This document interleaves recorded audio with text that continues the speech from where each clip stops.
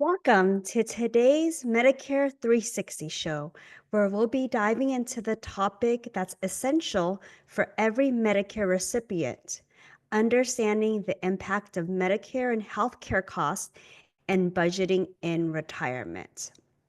So, whether you're already on Medicare or planning for it in the future, healthcare expenses in retirement can be very overwhelming.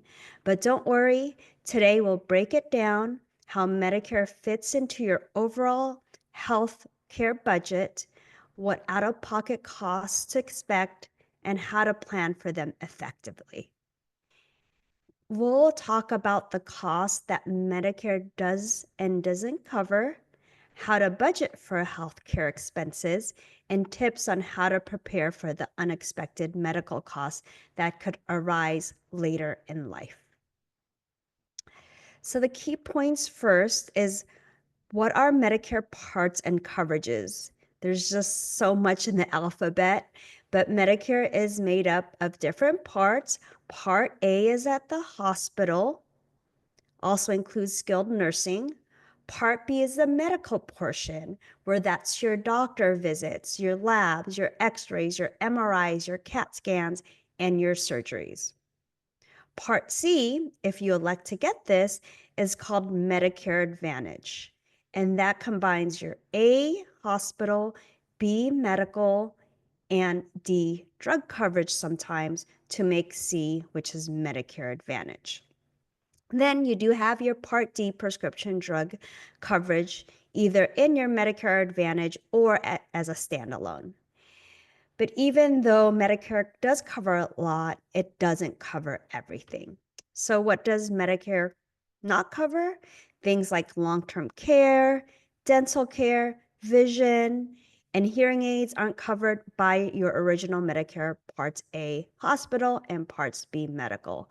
You might need additional coverage like a Medigap plan, which is also called a Medicare supplement plan, or a Medicare Advantage plan to fill in those gaps.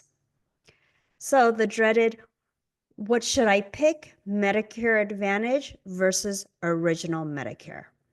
So Medicare Advantage plans, also known as Part C, often include extra coverage like the vision, the dental, and the hearing, and you name it. Sometimes there's grocery cards, utility cards, pest control.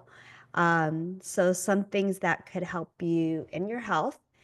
So these are the all-in-one plans. However, they come with different premiums, networks, and out-of-pocket costs. So original Medicare, while simpler, requires additional coverage through Medigap plan or a Part D prescription drug plan. So we'll delve in that in a little bit more detail. So let's talk about the key out-of-pocket costs before we do some case studies. So Medicare Part A is free for most people, but Part B and D do have fees. So when I say Medicare Part A is free for most people, if you worked for 10 or more years or 40 or more quarters, you're eligible for Part A hospital at zero cost. But if you worked less than that, then you may have to pay a premium. The average Medicare premium, this year is $185 per month, but this could vary depending on your income. So it's called income-related monthly adjustment amounts, which is IRMA, which could increase premiums for high earners. So I had just a case recently where I met a gentleman, and he was very excited to go on Medicare. His friends were all like, oh, it only costs $170, $180 and you're set. But when we went and looked at his adjusted gross income, he basically made a lot in the stock market, and he is probably going to be at the highest tax bracket for Medicare, and his Medicare premiums, unfortunately, for Part B and Part D will be maybe 5 to 6 times higher than the $185 per month average. So definitely keep that in mind. Usually, if you just sold a home or became a widow or just like a landslide inheritance, that is just a one-time exception. Social Security might be able to waive that surcharge premium. But if you're making that through your retirement, that you took money out of your IRA, converted to a Roth IRA, those are the things that they probably won't make an exception, and you will have to pay that higher premium amount. Let's talk about deductibles and copays. So even with Medicare, you do have annual deductibles. So for Part A, the deductible in 2025 is $1,676 per benefit period, up to 60 days at the hospital, not including if you go again. That doesn't include day 61 to 90, that costs $419 per day. Part B has a $257 deductible, plus you'll need to cover 20% coinsurance after that. Then you do have your Part D, which is a prescription drug cost. Part D covers prescription drugs, but the cost varies by plan. There's a deductible, copays, but a cap of $2,000 due to the Inflation Reduction Act.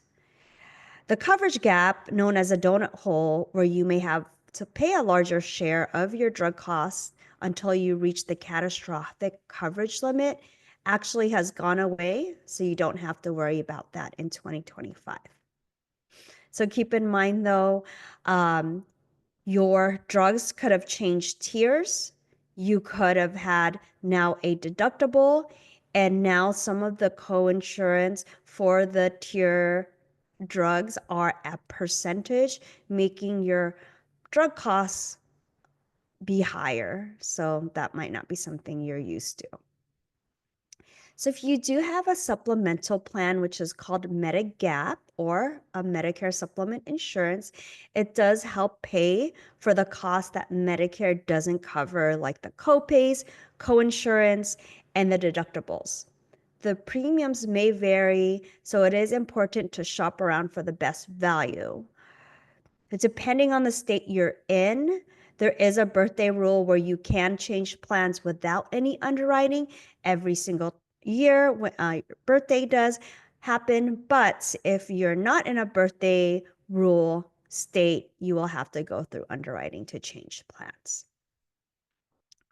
So let's talk about understanding total healthcare costs in retirement. So healthcare costs are one of the largest expenses in retirement. Recent studies found that a 65-year-old retiring in 2025 needs about $300,000 to cover healthcare costs throughout the retirement, not including long-term care. So that is on original Medicare, but depending on the plan you are, if you are on a Medicare Advantage, there are caps. And if you are on a supplemental plan, you have caps as well. So how to budget for Medicare related costs? One way is to plan by estimating your healthcare costs early. So for example, you're including your premiums for Medicare and supplemental coverage, plus copays for your doctor visits, medications, and emergency care. If you're considering Medicare Advantage plans, compare which plans fits your expected healthcare needs. The biggest thing, it does vary from state to state, from county to county on your cost on your plan, and also just the benefits or the network that you could be on. If you don't have employer-provided health insurance retiree coverage to source, Medicare expenses will likely make up the significant portion of your budget. So strategies to reduce and save costs. Consider putting money into a health savings account before you retire. So if you have access to one, you definitely have that in retirement. Though you can't contribute to a HSA once you're on Medicare, the funds can be used for tax-free purposes for medical expenses. Also, definitely review your Medicare plan annually is really important. There are always changes, drug changes, tier changes, formulary changes. So it's great to review that as well. So you know that. There are open enrollment periods where you can switch between original Medicare and Medicare Advantage to find a plan that offers the best coverage for your needs. However, there's sometimes underwriting involved if you want to get on a Medicare supplemental plan. So keep that in mind. So you do also have to plan for long-term care. While Medicare covers short-term skilled nursing and home health care, it does not cover long-term care, which could be very expensive. And it's essential to factor in long-term care insurance or savings for this part of healthcare planning.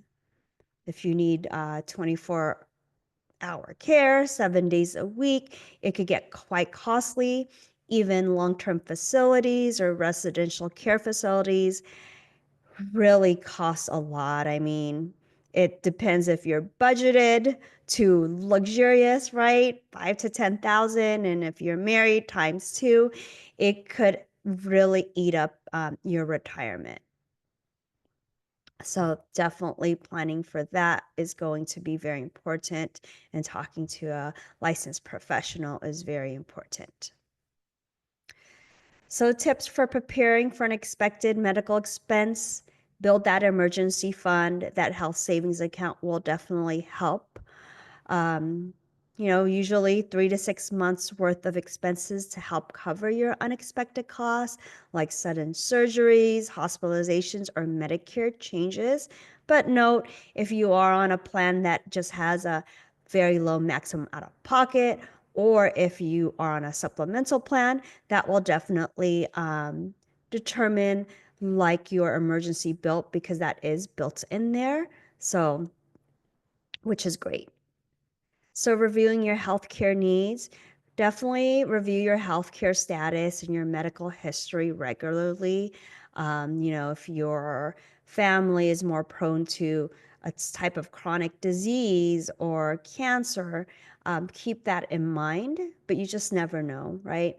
So if you have chronic conditions, expect to have more medical services in the future. Adjust your budget and plan accordingly. Work with a financial planner to create a health-specific budget.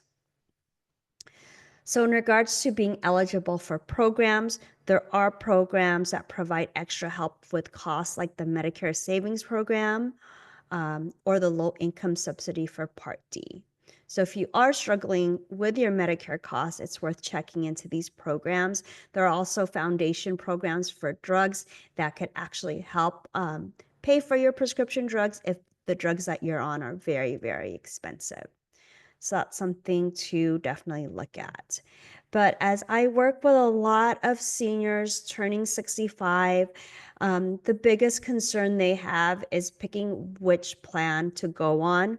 Do they take a Medicare Advantage plan, or do they take a Medicare supplemental plan?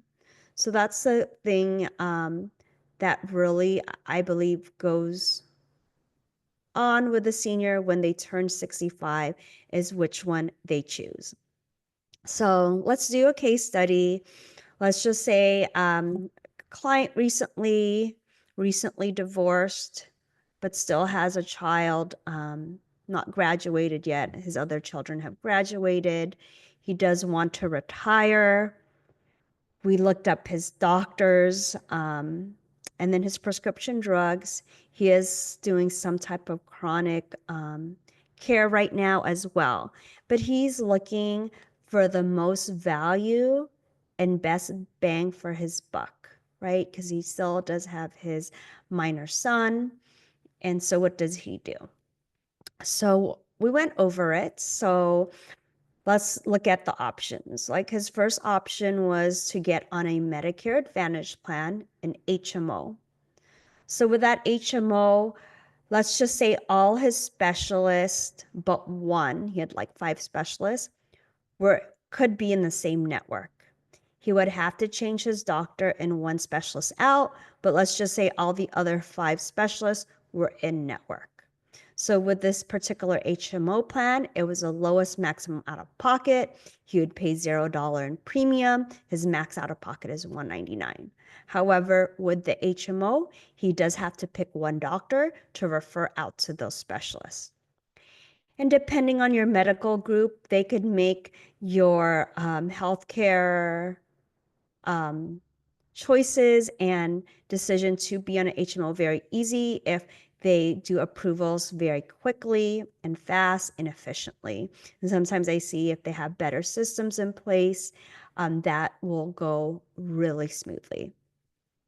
So the next option was a Medicare Advantage PPO. This PPO particularly was able to have all his doctors in the network, which was awesome, right? But the maximum out of pockets were higher. Instead of 200, estimated 7,000. The drugs were slightly higher, but there are more co-insurances and copays. So that could be an option for him as well, a little bit higher. Of course, you can go in or out of network, but the max cost is higher on that. There was another PPO option that he could have chose, which didn't have a deductible for out of network like the first PPO I mentioned. However, his doctor was not in network, but it's okay. He'd just have to pay out of pocket for an out of network doctor. So the third choice was going to be a Medicare supplemental plan, which is supplements original Medicare. So that plan, besides his Medicare Part B premium, would cost more or less the same like his Medicare payment. So that's ×2. He'd have to get a drug plan and then also the additional benefits, which is vision, hearing, and dental. So it's more or less now which choice is he going to make? Medicare Advantage plan, HMO or PPO, or the supplemental plan, which is more costly, but you will know your max out-of-pocket costs as well because you only have to pay for your deductible every year and the monthly premium every month.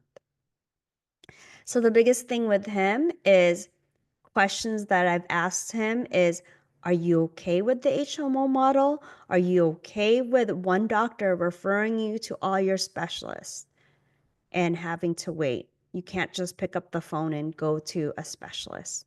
Are you okay with that to get the lowest cost, maximum out of pocket, very minimal copays, if any? Are you okay with that? If you're not okay with that and you prefer an in or out of network, which is a PPO, which many Medicare retirees before might have been on a PPO at work, is very similar to that. The max out of pockets are going to be higher than your Medicare HMOs. However, you can go in or out of network. There are things that could possibly still have an authorization on it, so it's not set in stone, but it is something where it gives you a little bit more freedom than the HMO. And keep in mind, for the Medicare Advantage plans, you do not have underwriting, meaning you could switch from HMO or PPO every single year. The biggest thing I do see about these plans is that medical groups, hospitals, are constantly in negotiations with each other.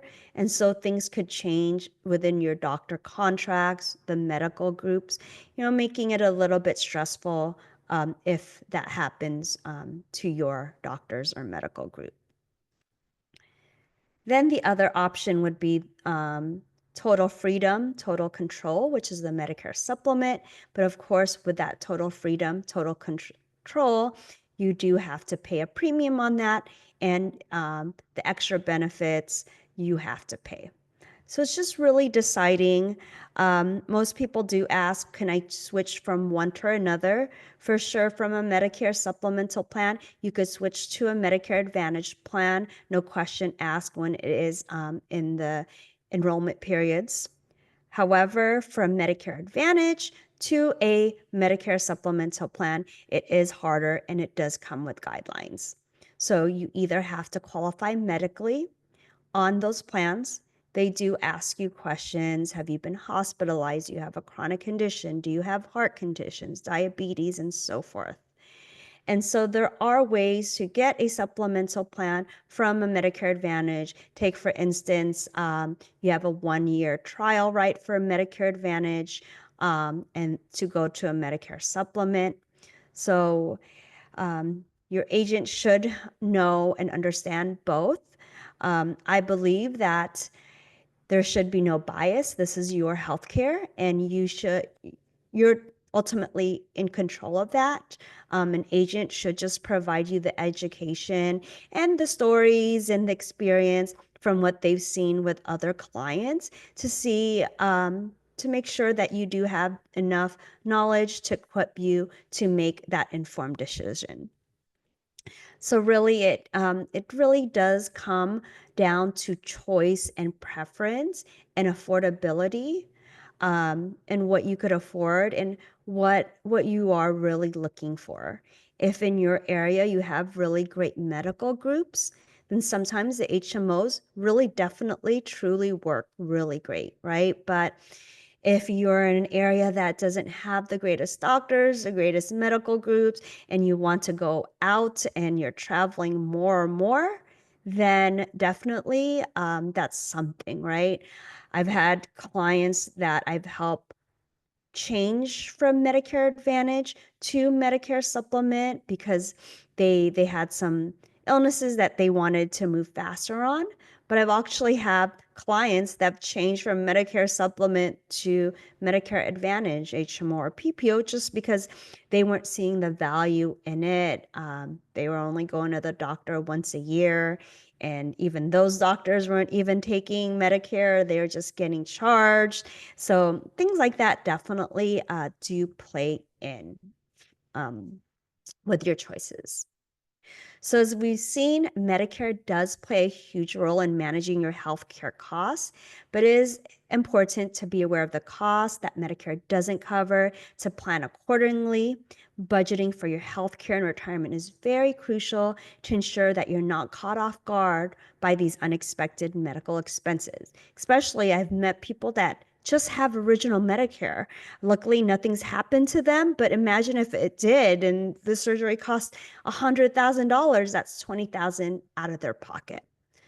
So really the call to action is, if you are nearing retirement or already enrolled in Medicare, take some time today to review your healthcare plan and assess your costs. Don't hesitate to reach out to a Medicare expert like me or to make sure you're making the right decisions for your healthcare needs. And so with that, thanks for tuning in today. I hope you feel more prepared to budget for healthcare costs and navigate the world of Medicare. And one more thing, if you aren't figuring out if you want to get on Medicare, keep in mind that IRMA for the income-related monthly adjustment goes 2 years back, which in 2025 is 2023. So now you really do need to talk to a professional to make sure if you are a high income earner, you plan for that. That's the biggest thing I would say also as a high income earner. So stay healthy. We'll talk again soon and I'll see you next week. Thank you.